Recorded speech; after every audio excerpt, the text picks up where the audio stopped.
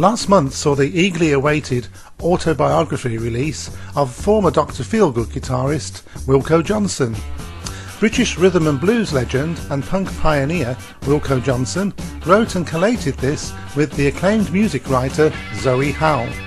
Described as fascinating, funny, deeply personal and visually compelling, Looking Back at Me is a fascinating rock and roll scrapbook and oral history, and genuine treasure trove marking the first time Wilko has ever told his story, with no holes barred. Blaze FM's Pete Middleton caught up with Wilko to discuss the release of his new autobiography. Well, I have to say that most of the credit for this, what you've been talking about, goes to Zoe. The book kind of evolved rather than initially. We just wanted to if you like a piece of merchandise to sell with CDs and T-shirts and that and gigs, and it was Zoe's job to kind of assemble this, you see, now, which she did by kind of searching, coming to my house and rooting around for photographs and whatnot. And at the same time, she was, well, not interviewing me, but she was leaving her iPhone switched on and recording my ramblings. And she put it together in that way, in this kind of scrapbook way. So I mean, that whole aspect of the book, which many people have said that they like. I must give the credit to Zoe. So that's how it came about. Excellent. It is really good, and I can certainly recommend it as something very engaging. I really enjoyed reading it.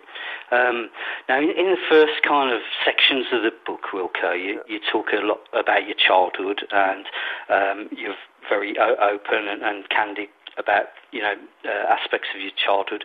What I liked was there's a great school report in there, which is an end of term report, and it's kind of very telling, I think, about your it's kind of quite telling insight about your character. One of the teachers refers to you as a self-styled revolutionary, and ends which initially you kind of think he's criticising Wilko here, but actually he kind of says, "I'm going to miss you, Wilko," at the end. Yeah. I hope others will find your cynicism equally stimulating. So looking back, how accurate do you think that was an insight into your character? And it's kind of secondary question, what would have been your own assessment of your own character as a teacher, as you were obviously at one point? I was a bit surprised, but I thought I was just a kind of one of the kind of mob of kids in the school. I can't ever remember. But I don't know. Perhaps I was a bit of a. Yeah. I don't know. I think I was one of those boys that would sit at the back and right. Yeah. As I was to find out myself in later life when I became a school teacher. Yeah. In fact, when I was teaching myself, the boys at the back that would be making jokes and that. Actually, I was kind of quite tuned into and kind of quite enjoyed that aspect. There's also a bit of poetry, isn't there, from some of your own pupils that kind of wrote poetry. Long-haired, fluffy teacher or whatever. Yeah. Yeah. When you become a school teacher, you find yourself, you can't help it, you find yourself imitating all the school teachers you've ever known, right? Mm-hmm. So you sort of you're walking, you're teaching away, and you go, who is that talking at the back? Yes, I thought so. You're kind of going through all these kind of formulae, but it would have been it would have been quite wrong of me to get uptight with the kids at the back. But I think probably provide most of the fun. Yeah. There's also a really good description of you going to see Johnny Kidd and the Pirates, and obviously Mick Green was kind of guitar hero of yours, and you'd got a a Shakespeare play in your back pocket, and I kind of I'm kind of intrigued really that seems quite an unusual thing for a working class lad, you know, and I just wondered, you know, where in terms of your parents are both very working class, and you describe your relationship with your father, etc., and I just wondered where you kind of feel that your culture and intellectualism came from, as even back then as a teenager. I don't know. I mean, I just took, for instance, Shakespeare and interest in literature developed in me. I don't know, very early on. Right. But in the same way, you can't say how these things come. It's like you can't say to someone, what started you? Why do you dig rock music or something? Yeah. You know that you can't say someone came and told you. It's just you hear some rock music and you dig it, you know, and some people dig it, you know, and it was the same for me with literature, which, you know, I went on to become a important part of my life. Because you also kind of talk about your interest in the Icelandic sagas, and something you studied at university. A much neglected area of Western literature, isn't it? I think Icelandic sagas, but it's really interesting. You talk about the godlike feats of ancient Icelanders which started as kind of punch-ups between neighbours. Well, yeah. But then got translated into great sagas, didn't they? Godlike kind of sagas. Indeed. I mean, it was. I mean, I can never kind of advertise Icelandic sagas enough, you know, and I always recommend them to people because they're just damn good, you know. And you can get good translations of them. Nowadays, Penguin books and so forth, and I would recommend anybody to read because they're ripping good reads. What comes across in the book very much is the extensive range of art forms that you've turned your hand to, with I have to say, massive skill and creativity. You know, music, poetry, story writing, the travelogue stuff of India, cartooning, psychedelic art, all of them are fantastic. And I guess I think you touch upon this in the book. But which path would you have followed if it had not been rock and roll? When I went to university in my late teens, I wanted to be a writer. You know, specifically, I wanted to write poetry. Yeah. I mean, seriously, you know, I did. It's a silly thing to want to do, actually, because nobody can make a living doing that, and you know, it's a very minority kind of interest. But I wanted to write poetry. I mean, I realised after a couple of years of effort that actually I was not much cop as a poet, but I still had kind of vaguely literary ambitions, if you like. Then my interest turned towards painting. I think that was a strong ambition. I did want to be a painter. I mean, because I didn't go to art college, and I never received any training in drawing and painting. I thought, well, it's going to take me a few years to get a good enough technique to actually do the things I want to do, and I was setting about doing this, you know, diligently painting away there when Dr. Feelgood started, and when there came a point when I realised that Dr. Feelgood was going to go places, that something was going to happen there, and I just had to make up my mind to do one thing or the other. Of course, when the rock and roll thing started, I never realised that I was still going to be doing it in the next century, you know. And so I never really returned to painting. I never did any more. No, my brother, who is a much more a different character from me, really. Although, as I say, he is a classical musician, but he continued with his painting, and he's become very, very good. And in fact, he had a painting in the Royal Watercolour Society annual exhibition this year. So, he's, my bruv, clever guy, painting.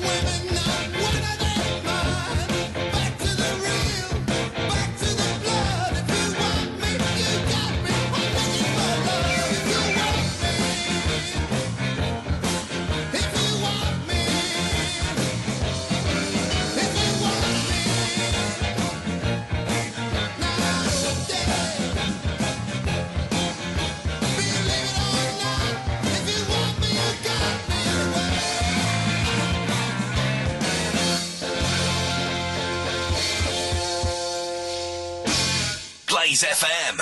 What I did want to ask you about, because this is quite current, is that there's been this punk Britannia documentary, which you feature in the first one that was shown a couple of weeks ago, which is all about kind of Dr. Feelgood's kind of role in, and there's all kinds of ways in which the role is described. You know, the link between old and new, and how you influence punk. I just wondered what your take on that is. Well, when we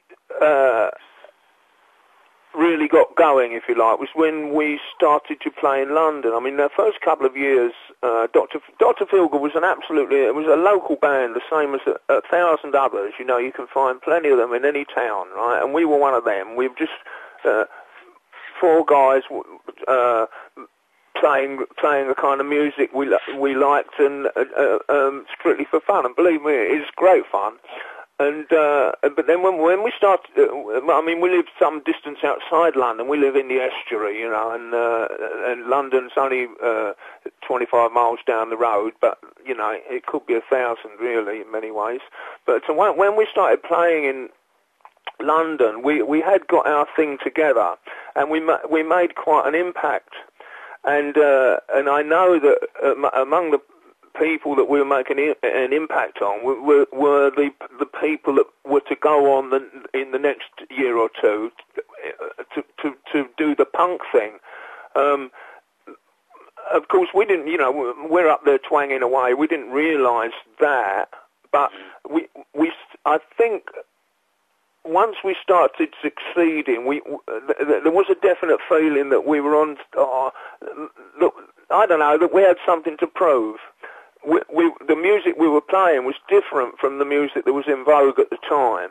And the music we were playing, really, the kind of basis of it was simplicity, energy, directness, you know, and yeah, there was a feeling that we were kind of fighting that corner, you know, and as I say, there were a lot of people kind of with their eyes on us, and we gave them the clue as to where to go, if you like. There's a couple more things I wanted to ask. As I say, the autobiography is a real kind of great mix of stuff, and what interested me was the sections about the kind of painting of your observatory and you know, on top of your house, that are as detailed as, you know, the time spent with the blockheads almost, kind of, you know, compared. So that's really interesting, the different kind of, you know, aspects of your life. And in terms of the observatory and your telescope, I just wanted to ask you, what's the most exciting thing you've ever spotted as you look into the galaxies? Well, I think it has to be. In fact, just a couple of weeks ago, this a young lady from down the street came knocking at my door, and said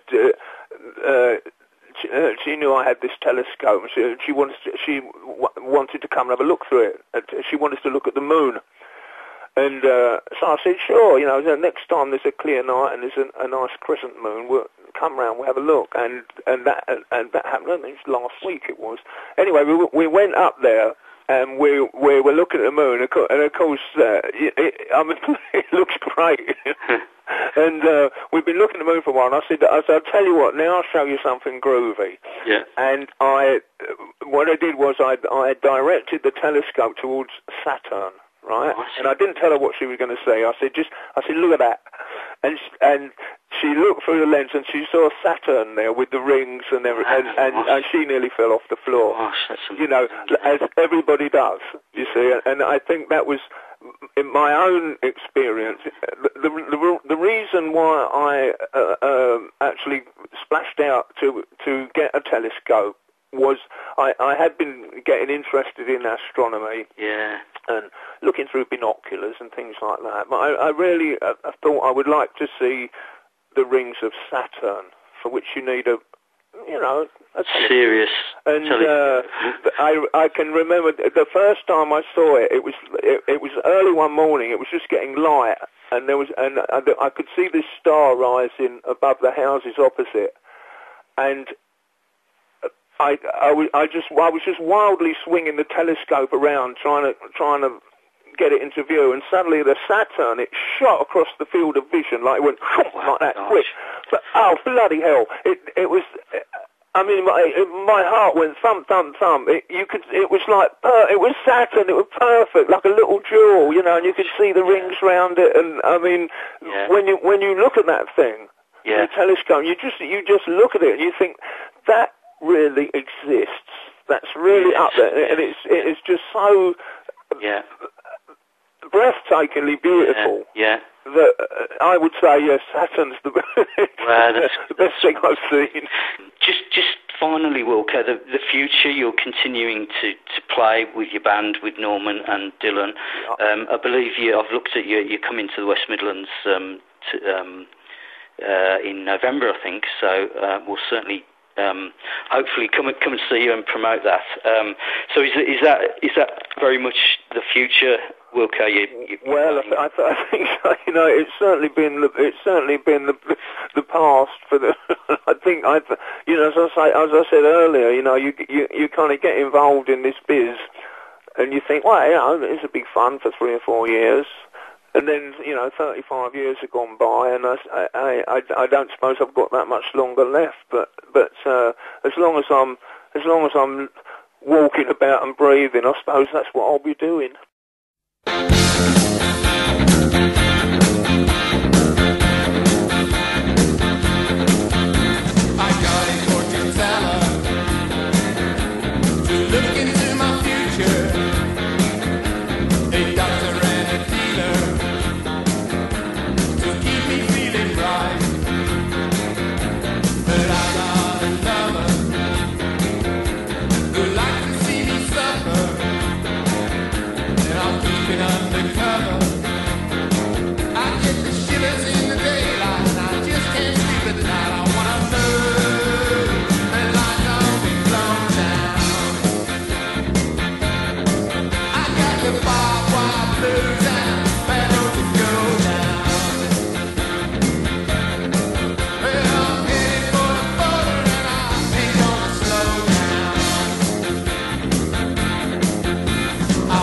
To the island.